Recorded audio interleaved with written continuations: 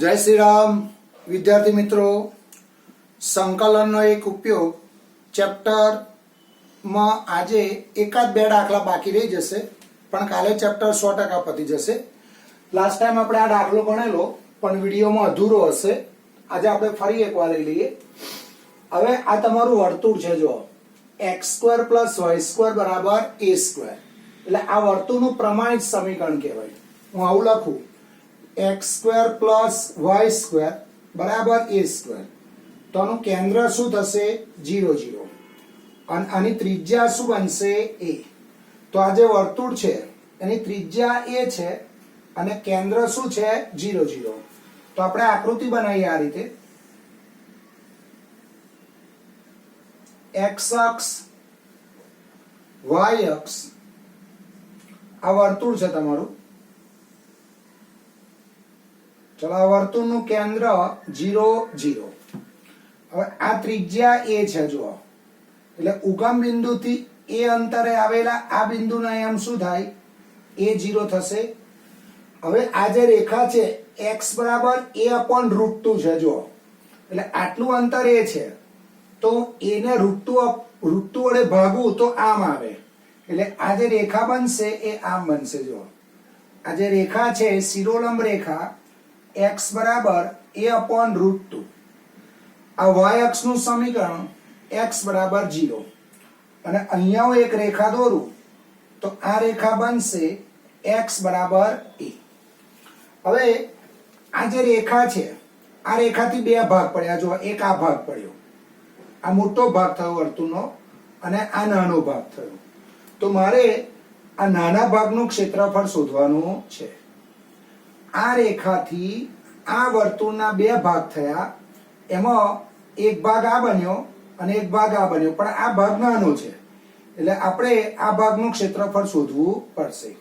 હવે આટલો ભાગ વર્તુળ છે, જુઓ. એટલે હું શું કરીશ? આ પ્રથમ ચરણનું ક્ષેત્રફળ શોધીશ અને એના બમણા કરું એટલે આખા વૃત્ત પ્રદેશનું ક્ષેત્રફળ મળે. કારણ કે વર્તુળ x અક્ષ પ્રત્યે કેવું છે? સમમિત છે. બરાબર? હવે દાખલો કેવી રીતે સમજીશું? જુઓ,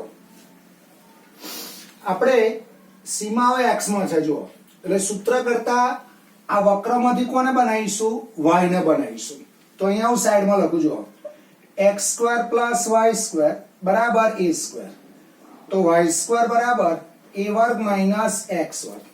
એટલે y બરાબર આમ પ્લસ માઇનસ આવે, પણ આપણો આ y પ્રથમ ચરણ છે, એટલે શું લેવાનો? ધન લેવાનો. તો આવૃત પ્રદેશની સીમાઓ કઈ થશે? x = a/√2 થી x = a. તો પ્રથમ ચરણનું ક્ષેત્રફળ શોધું અને એના શું કરીશ? બમણા. એટલે શરૂઆત આ રીતે કરું, a = 2 I, જ્યાં I બરાબર સીમાઓ x માં લઈશું. એટલે x = a/√2 થી x = a y dx. બસ આવ દાખલામાં કશું રહ્યું નહીં. જુઓ, આ y ની કિંમત અહીંયા મૂકી દો. સીમાઓ x માં છે એટલે વક્રમાંથી સૂત્ર કરતા કોને બનાવ્યો? y ને. આ y ની કિંમત અહીંયા મૂકો, આનું સંકલન કરો અને આનો જે જવાબ આવે એના આપણે શું કરવા પડશે? બમણા કરવા પડશે. કારણ કે આ તો આપણે ક્ષેત્રફળ ઉપરના ભાગનું જ શોધ્યું. તો આનો પરિણામ નંબર 1 આપું. ચલો, y ની કિંમત અહીંયા મૂકો. એટલે અહીંયા આવશે બરાબર a/√2 થી a વર્ગમૂળમાં a² - x² dx. આનું સંકલન મેં લખાયેલું તમને, x/2 વર્ગમૂળમાં a² - x² plus a²/2 sin inverse x/a. સીમાઓ આવશે a/√2 થી a. ચલો, હવે હું પહેલા ઉપરની સીમા મૂકીશ, એટલે અપર લિમિટ અને લોઅર લિમિટ. તો જ્યાં x છે ત્યાં a મૂકીએ. તો અહીંયા હું a મૂકું એટલે આટલો ભાગ 0 થઈ જશે. જુઓ, એટલે અહીંયા 0 પ્લસ x ની જગ્યાએ a મૂકો એટલે a²/2 sin inverse x ની જગ્યાએ a એટલે a/a માઇનસ છગડિયા કૌંસમાં. હવે આમાં x ની જગ્યાએ a મૂકો એટલે અહીંયા આવશે a/√2 મૂકો એટલે a/√2 * 2. પછી અહીંયા આવશે વર્ગમૂળમાં x ની જગ્યાએ a/√2 તો a² માઇનસ આનો વર્ગ કરો તો a²/2 plus a²/2 sine inverse x ની જગ્યાએ a/√2 છેદમાં a છગડીયો કૌંસ પૂરો મોટો કૌંસ પૂરો. ચાલો આનું સાદુરૂપ આપો તો અહીંયા આવશે a²/2 આ બનશે સાઇન ઇનવર્સ 1 એટલે આ શું થઈ જશે π/2 માઇનસ છગડીયા કૌંસમાં હવે ધ્યાન રાખજો આ 2a² માઇનસ a² એટલે a² નું વર્ગમૂળ a અપોન √2 થશે એટલે આટલાનો જવાબ જો આટલાનો જવાબ શું આવ્યો a/√2 પ્લસ a²/2 અહીંયા a ગયા આ સાઇન ઇનવર્સ 1/√2 એટલે π/4 કૌંસ પૂરો. ચલો આનું સાદુરૂપ આપીશું તો πa²/4 માઇનસ છગડીયા કૌંસમાં આ √2 * √2 એટલે 2 * 2 4 એટલે a²/4 પ્લસ πa²/8 છગડીયો કૌંસ પૂરો. હવે પાઈ વાળા પદ લઈશું આપણે આ કૌંસની આગળ માઇનસ છે એટલે અંદરની સાઇન શું થાય બદલાય એટલે અહીંયા આવશે πa²/4 આ પ્લસ માઇનસ માઇનસ ને હું આગળ લખી દઉં એટલે πa²/8 માઇનસ a²/4 હું આટલાનો લસા લઉં તો અહીંયા લસા 8 આવશે એટલે અહીંયા 8 લખીએ તો અહીંયા 2 તો 2πa² માંથી πa² જાય એટલે અહીંયા આવશે πa² માઇનસ શું આવશે a²/4 ચલો આનો લસા લઈ લઈએ આનો લસા ફરી પાછો શું આવશે 8 એટલે અહીંયા આવશે બરાબર 8πa² minus 2a². a² common કાઢી લો તો a²/8 π -2 તો આ શું આવ્યો તમારો i આવ્યો. આના બમણા કરો એટલે માંગેલ દાખલાનો જવાબ મળશે. ચલો હવે આની કિંમત પરિણામ 1 માં મૂકીશું એટલે અહીંયા હું આવું લખીશ હવે 1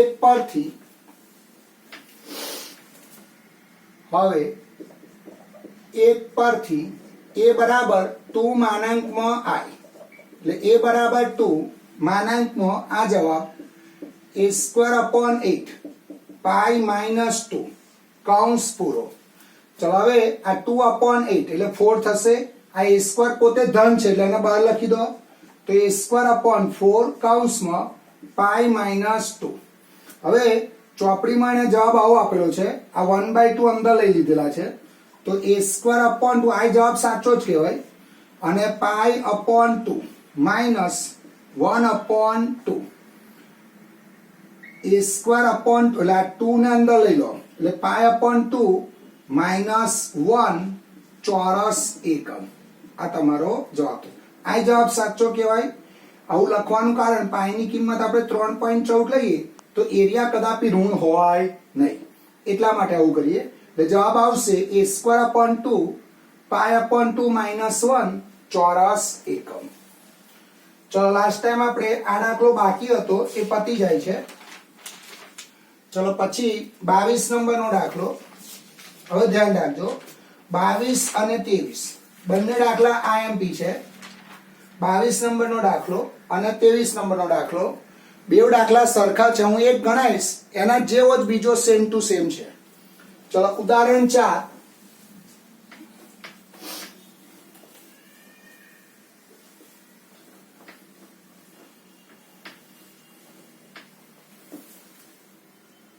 22 નંબરનો દાખલો ઉદાહરણ 4 શું આપેલું છે જો વર્તુળ x² + y² બરાબર 32 રેખા y બરાબર x જો આમાં અચળ પદ નથી એટલે આ રેખા ઉગમ બિંદુમાંથી પસાર થશે અને x અક્ષ દ્વારા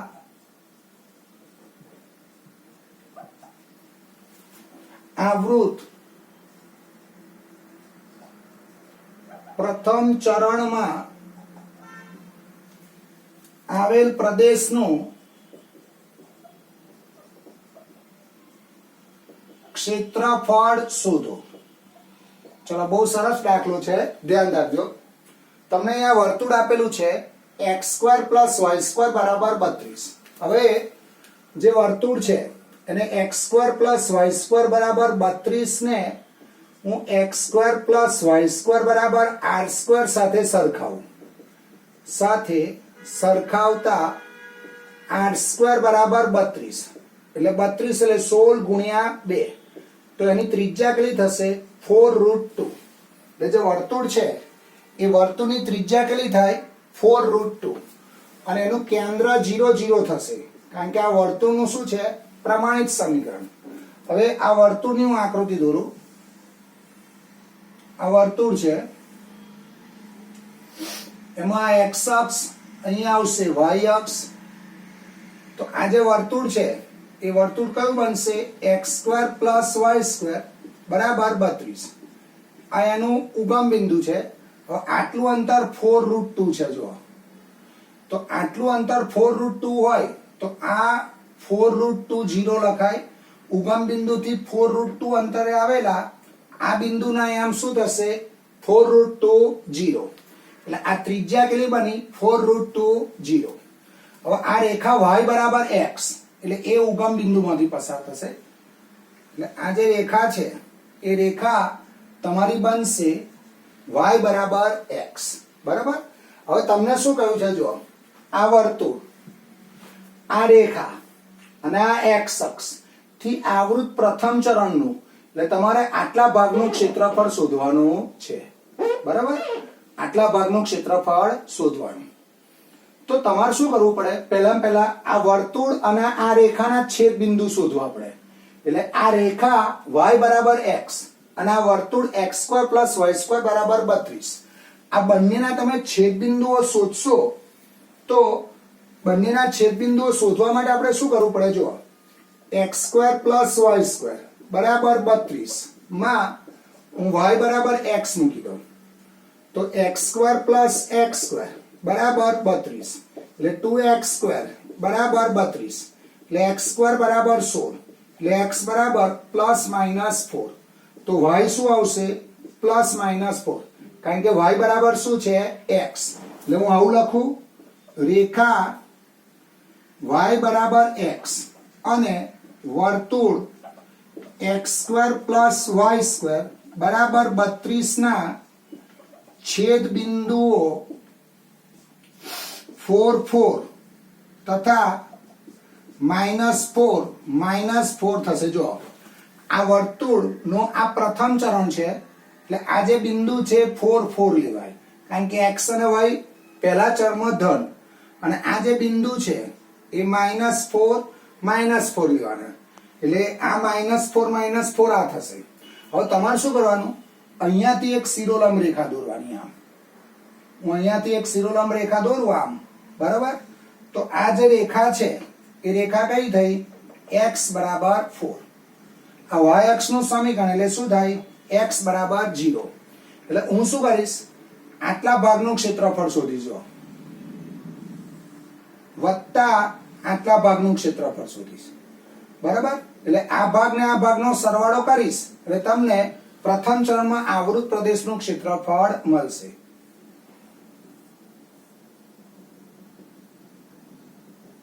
એટલે આવું થશે. a બરાબર -I1 પ્લસ -I2. આ ભાગ તમારો I1 અને આ તમારો I2. તો I1 શું લખાશે? જ્યાં I1 બરાબર, જો હવે હું સીમાઓ x માં લઉં તો હું સીમાઓ x માં લઈશ તો આ રેખાનો ઉપયોગ કરવાનો, અને અહીંયા હું એક રેખા દોરું, આ રેખા દોરું તો આ રેખા આવશે x બરાબર 4√2.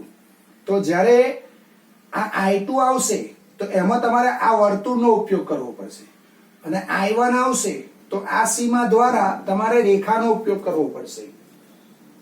એટલે I1 આવું લખાશે, I1 બરાબર સીમાઓ x માં લઈશું x from 0 to x from 4 y dx, અને I2 તમારો આવશે x બરાબર 4 ટુ x બરાબર 4 રૂટ 2 y dx.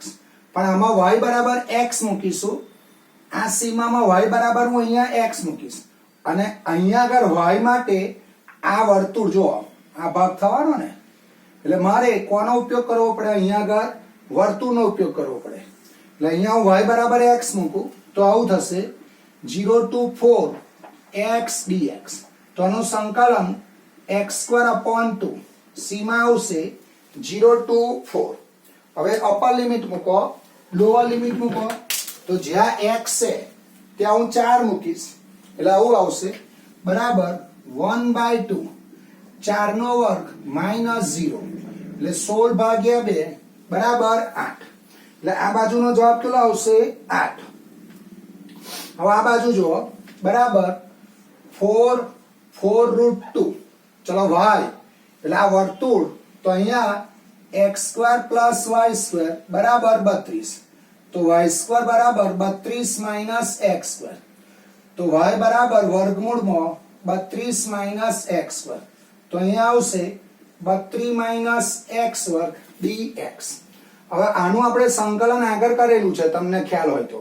આ 32 એટલે શું લખાય? 4 રૂટ 2 નો વર્ગ. એટલે અહીંયા કયું સૂત્ર આવશે?